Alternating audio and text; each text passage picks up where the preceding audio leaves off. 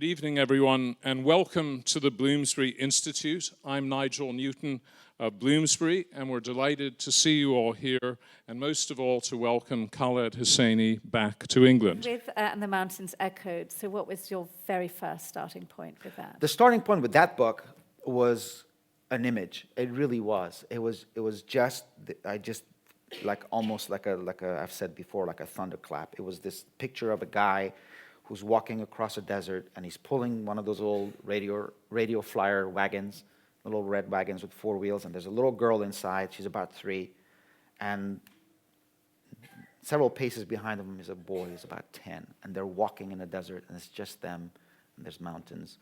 And I don't know where they're going, why they're on the road, but something is there. And as I said before, it's a matter of just exploring and see why this thing is suddenly speaking to me and resonating. And so I just kind of sat down and kind of riffed with that image and that bond between Abdullah and Peri, the brother and the sister. So you have the brother and the sister, but you also have 2 girls that are at the center of the book. Yeah. And perhaps you'd like to read very briefly from... Yeah, this is a brief passage, so don't worry. And it's about 2 sisters. They're twins. One is quite beautiful and very sort of glamorous by Afghans. They're living in a village. She gets a lot of attention. The other one, the narrator, whose name is Parwana, the beautiful one's name is Masuma. Parwana is very she's plain looking, and she's very awkward, and she's shy, and painfully aware of how overshadowed she is by this beautiful creature that's her sister. And this passage is really about that. When the girls were 13, they sometimes went to the crowded bazaars of nearby towns for their mother. The smell of freshly sprayed water rose from the unpaved street. The 2 of them strolled down the lanes, past stalls that sold hookahs, silk shawls, copper pots, and old watches. Slaughtered chickens hung by their feet, tracing slow circles over hunks of lamb and beef. In every corridor, Parwana would see men's eyes snapping to attention when her sister Masuma passed by. She saw their efforts to behave matter-of-factly, but their gazes lingered, helpless to tear away.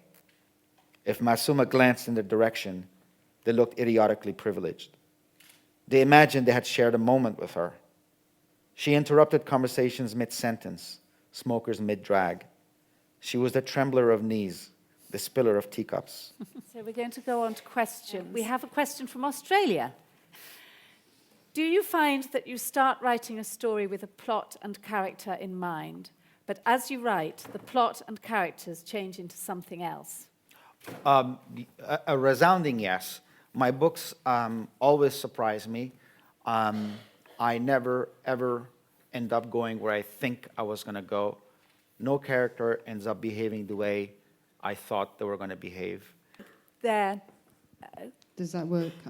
Okay. You brought Afghan to us. What about bringing your experience of America to us? Well, I think some of it is there to some extent in the Kite Runner and also in And the Mountains Echoed. I think the experience of people living in exile, I've written to some extent about. There's an entire chapter in this book about a guy who's he's a physician, he's Afghan, he is living in Northern California. Who does that remind you of? Yeah, and he has this very difficult relationship with regards to his roots. And he goes back to Afghanistan and has this very transformative, or he thinks, experience. And he comes back to the U.S. after this incredible emotional experience, and learns some troubling, difficult things about his own nature. We have one here. Thank you. Hi, I'm Alexandra. I'm actually a student writing a dissertation with a special focus on your beautiful works. Oh, thank you so much. You said that your wife encouraged you to continue with writing The Kite Runner even after 9/11. And I remember reading somewhere that she quoted saying, in order to put a human face on the Afghan people. Has that desire continued to feed your need to write?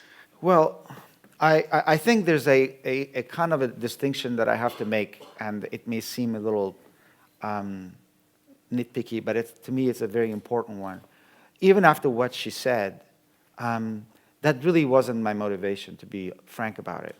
Because I think that if your agenda is that, it's really a big thing, and it's far too onerous a weight to carry, to be sort of the face, the voice, and to put a human face. You know, I've always written for very simple reasons, in that there are characters, there are themes, there are ideas that really speak to me.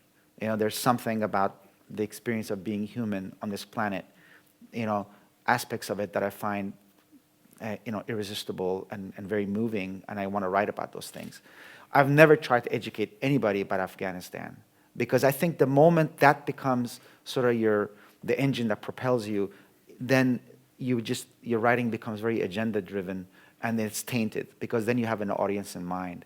And I really believe that every writer should have an audience of just themselves. And all the books I've written have been for me.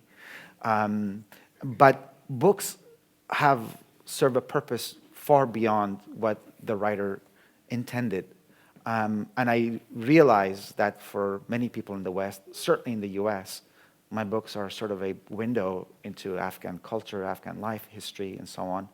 And although that's not my intention, I am pleased by that. And people write to me and say, you know, I just thought this of Afghanistan, and I read your books, and now I see how similar my life is in weird ways with people there, and my hopes and aspirations are the same.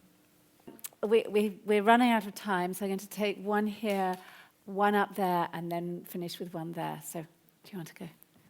The freedoms and the peace that you and your parents enjoyed when you were little in Afghanistan, do you believe that it would ever come back to the Afghan peoples? Or? Well, you know, they will come back to a certain segment of the Afghan people, but they were never really there for everybody to begin with. Even in the so-called golden era, you know, in those years, if you went to a village outside of Kandahar, it might as well have been, you know, 1999. I mean, things have been that the Taliban did not bring this brand new radical ideology. You know, they kind of tapped into an existing ideology already. And so this entire parts of Afghanistan where life has been very difficult for groups like women, you know, and that's just been the way it's been. But what the Taliban did that was quite dramatic is that they transferred that to places like Kabul, which was traditionally very progressive and far more liberal and accepting of you know, people's differences. And then suddenly those urban, professional, educated women had to live like the women in the village outside of Kandahar, and that was very difficult for them to accept. And those were the women who became very vocal. Those are the women whose stories we heard a lot. Up here? I was wondering if there are any authors that you are particularly influenced by. No, I mean, there's authors that I really admire, but I feel like I've reached that point where when I sit, I sound like myself, and there's a voice in my head that I recognize, and there's a sort of a rhythm and a tempo and a cadence, and a set of limitations that I've accepted over the years, and a set of things that I feel I can do well, which I've also accepted over the years. And so I'm able to read other people now when I'm writing without subconsciously imitating them the next morning, which, you know, which is, you know, I'm happy about.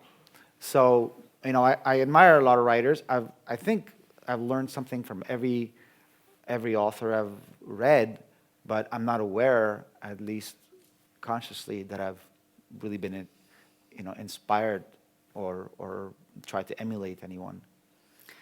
Okay, I think that this is the moment to end, which is really on the rhythm and the cadence and the voice of Khaled Hosseini. Oh, thank you so much it was for fun. being with us Thanks tonight. so much.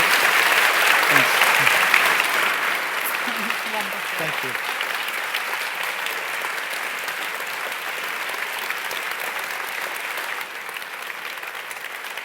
Thank you very much.